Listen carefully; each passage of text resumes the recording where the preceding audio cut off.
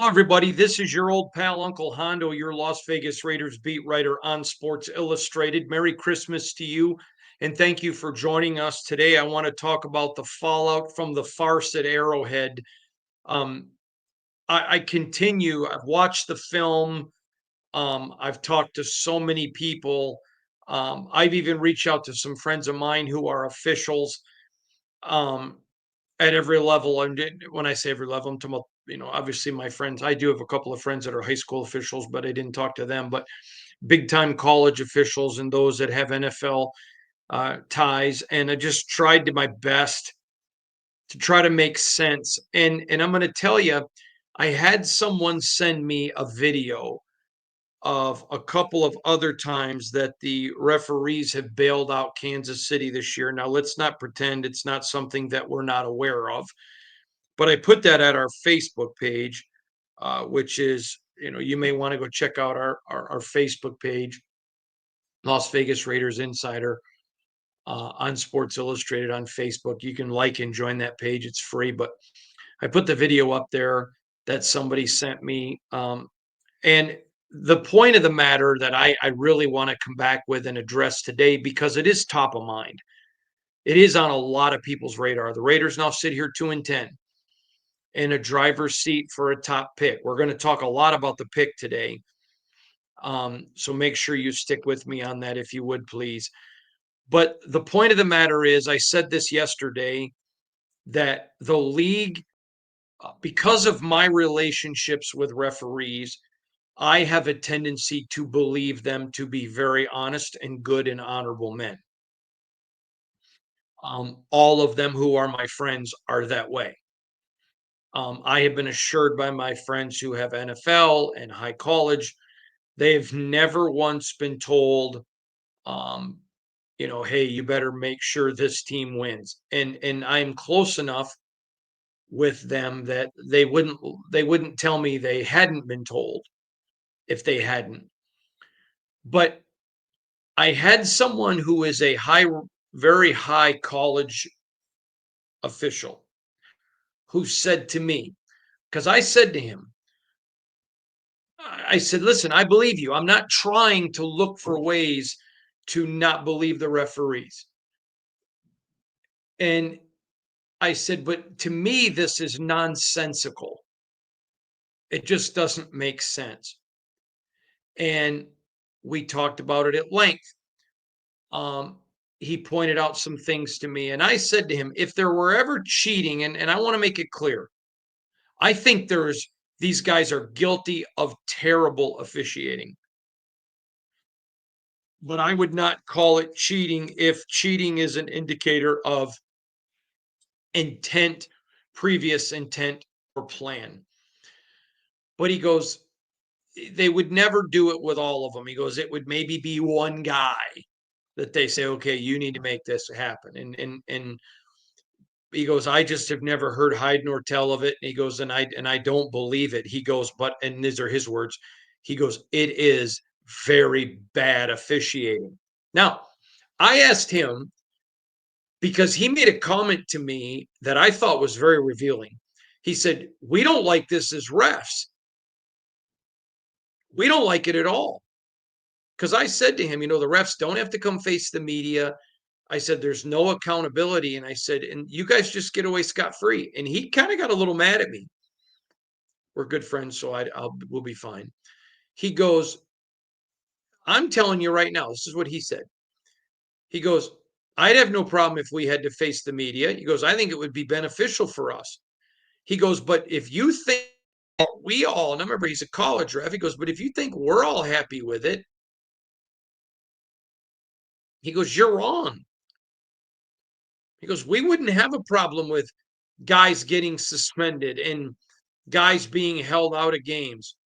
He goes, the fans need to be able to trust us. He goes, if we screw up, we screw up. And he said to me, do you think I would have a problem, Hondo, if I screwed up? I said, no. And then he reminded me years ago on my radio show, you may remember one of the most famous college basketball officials by the name of Ed Hightower. Ed, dear friend of mine, love Eddie. And he came on my show why he was a sitting number one ref in the country for college basketball. and he talked about blowing a call. And he said the call and the team he did it against, and talked about calling that coach the next day with heartbreak. And I can't tell you the number of college officials who said to me, if I could pick any ref for the rest of my games, as always pick Ed Hightower. Officials are going to make mistakes, but that guy owns it when he does. That's all people are looking for. But when the refs are run off the field, change their clothes, and slip out so nobody knows who they are, and they don't have to answer, it makes all officiating look bad. And it was a farce. It was horrible. You cannot have a ref blowing a whistle, signaling false start, then, oops, we're going to change it to a illegal shift. And oh, by the way, the Chiefs are going to deny it. Now, I'm not in any way denying Dylan Parham didn't reach over and touch JPJ. I do not believe it was JPJ's fault. It was a communication error. And last night I told you I thought there were some people that thought Aiden was covering. Here is what I've talked to several people. Here is what I was told. Aiden comes out of the huddle, which is almost essentially what Aiden said, a little bit more detail. Comes out of the huddle and he's clapping because it's loud, trying to get guys' attention and move guys around. Dylan hears the clapping, so he touches JPJ for the hike, the snap of the football. And it was a communication mistake. It was Aiden's mistake. He owned it. But you can't have, and then when it's repeatedly after one team consistently. I mean, again, I put the video up at our webpage. It wasn't an SI video. Somebody sent it to me. But it when it's consistently happening and benefiting the Chiefs, this is a bad look for the NFL. And I've said it once, and I'm going to say it again. If Roger Goodell does not come out and start publicly fining, well, why can't they be fined? Coaches can be fined. Players on both teams can be fined. Why can't officials get fined? They're not, these aren't minimum wage jobs. These are high paying jobs. These are much sought after jobs. It's ridiculous. And it's a bad look for the NFL. And I'll tell you, now that I've talked to referees, I was surprised that every one of them believes that there's no intentional cheating, but there is definitely bad officiating, and they want to see accountability. That shocked me. That shocked me. I thought the official would be like, it's a tough thing to do, no, because it's bang. No, they were all like, no, we want to see it. It helps us. When one guy does that, it makes us all look bad. I thought that was fascinating. So this officiating issue is not done with me. I'm working on a couple of podcasts that I think that maybe you're going to find fascinating as we continue to dig. All right, I want to talk about the number one pick. The Raiders are playing right now their best football of the year. So because they're playing at this level, I think it is very fair to believe that they're going to win some football games. They still have massive injuries everywhere. I mean, they were down 6 defensive starters and 5 offensive starters, and yet still almost beat the world champions on the road. So I want to talk to you about that number one pick. Now, for those of you that have followed my coverage for long, you're aware there is a term in the NFL called a dude.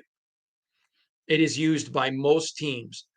A dude is an almost can't miss prospect. So, for example, last year in the NFL draft, there were 3 players that when I talked to multiple NFL teams, I heard dude for.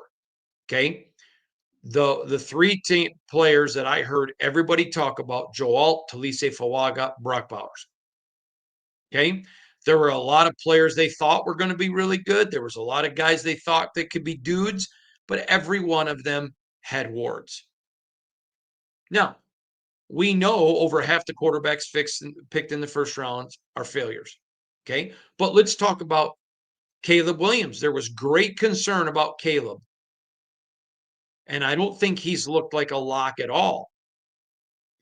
Then there was people who on this podcast said that they thought, and I read stuff from general managers that I know, and we had guests on who are draft experts, get paid to scout quarterbacks.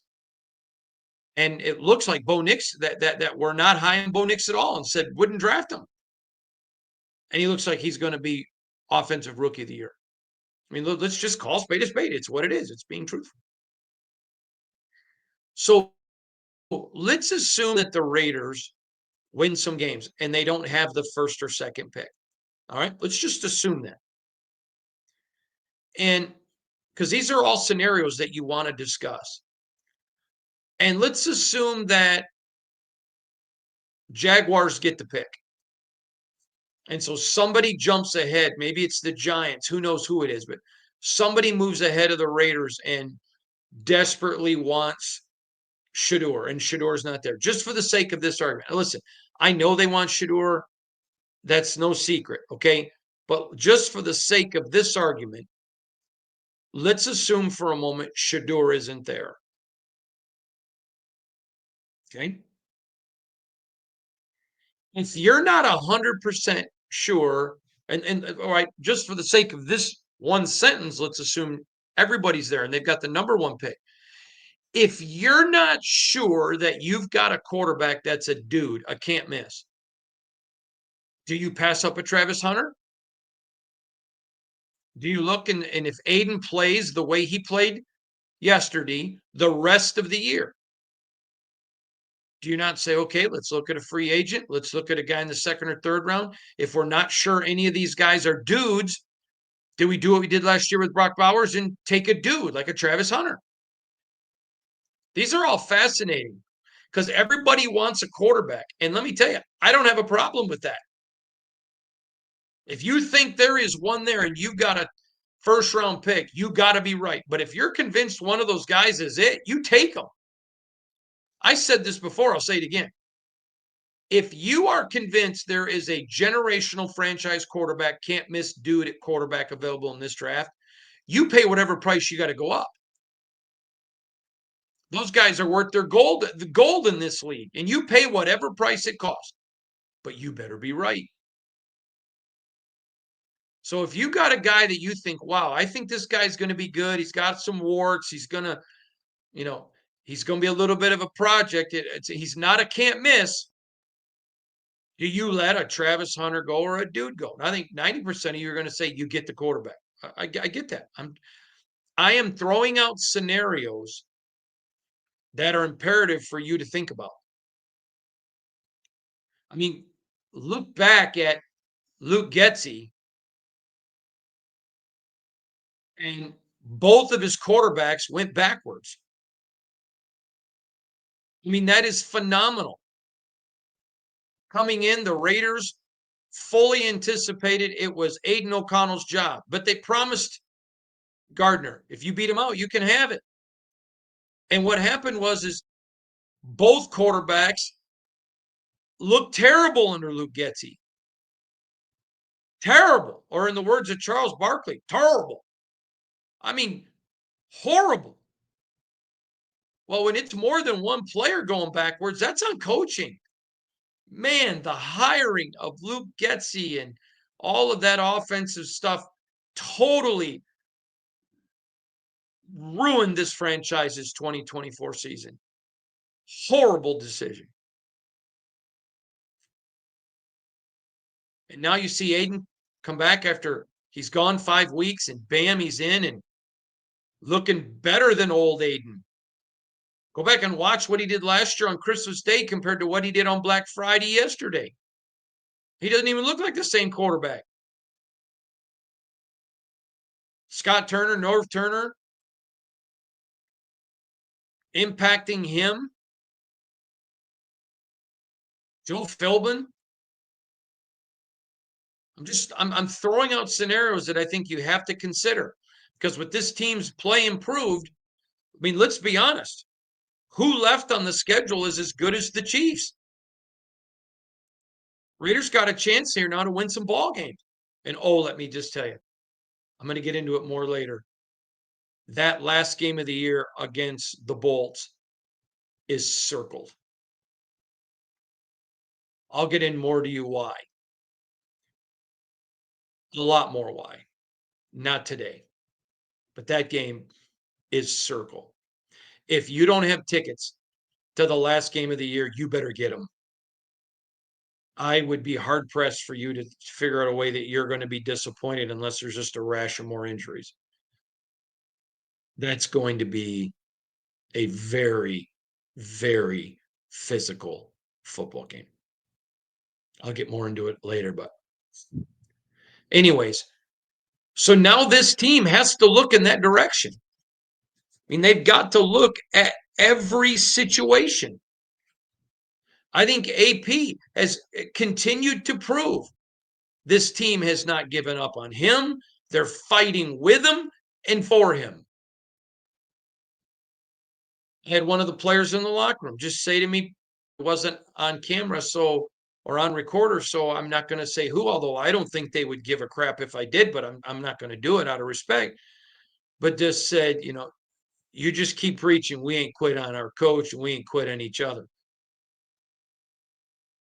I said, I am. They go, I know. You say it all the time in the podcast. Keep it up. I said, I will. There's no quitting these guys. They're fighting. Now, you may think, okay, they're fighting, but I'm not into AP. Okay, but there were a lot of people from Detroit that wanted to get rid of Dan Campbell, a rookie coach. And I want to say this. If you want to get rid of AP today, but yet you wanted to keep him, that's really hypocritical. When you look at all the injuries, when you look at the fact, I warned you guys, you give them 20 games because they're going to hire some staff. It's their first time hiring. There's going to be some mistakes and they've got to make changes. I talked about that. There's going to be drafting. There's going to be developing. There's going to be learning time management. There's going to be learning all these different nuances of the game. I warned you. So if you wanted AP and now you don't, if you didn't want AP and you don't want him now, God bless you. You're good to go in my book. Say whatever you want. But if you wanted him and now you're trying to bail, give me a break. You were warned. You knew. You knew. You knew. And all you do is have a guy who, in the middle of a 2-10 season, his team's fighting. They're upset. They're angry that they put him in this spot. Listen, if you don't know, or you didn't know, I have no issue with you. None. You can scream, holler, yell for AP all you want. I have zero issues with you. I just have issues with those. Well, we want AP and no, we don't. Why? Because he's a rookie coach. Well, you knew that.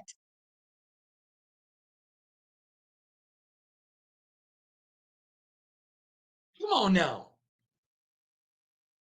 Let's keep it, as the kids say, 100. For you old people like me, that means keeping it real. But let's keep it 100. And you know what? Here you are sitting on the end of November, last day of November, you're 2-10. Your quarterback's playing his best football. Your team's playing their best football.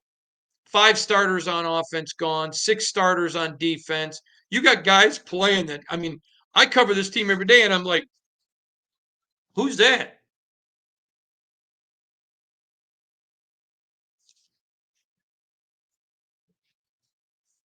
They've made some corrections, some massive corrections.